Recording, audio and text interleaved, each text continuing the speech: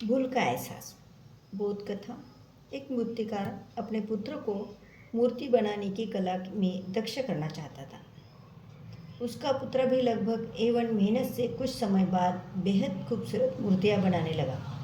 उसकी आकर्षक मूर्तियों से लोग भी प्रभावित होने लगे, लेकिन उसका पिता उसकी बनाई मूर्ति में कोई ना कोई कमी बात देता था।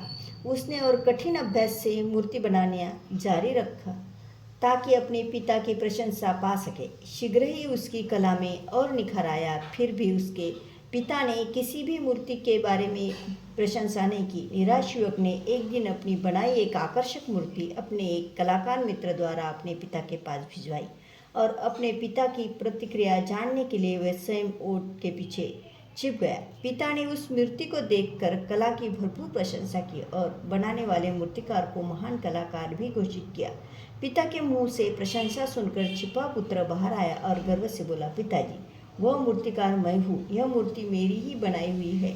इसमें आपने कोई कमी नहीं निकाली। आखिर आज आपको मानना ही पड़ा कि मैं एक महान कलाकार हूँ। पुत्र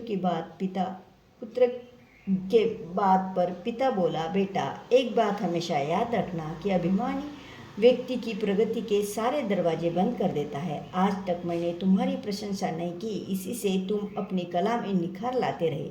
अगर आज यह नाटक तुमने अपनी प्रशंसा के लिए ही रचा है तो इससे तुम्हारी ही प्रगति में बाधाएं आएंगी और अभिमान के कारण तुम आगे नहीं बढ़ पाओगे। पिता की बात सुनकर पुत्र को अपनी गलती का एहसास हुआ और उसने पिता से क्षमा मांगकर अपनी कला को और अधिक निखारने का संकल्प किया। Thank you.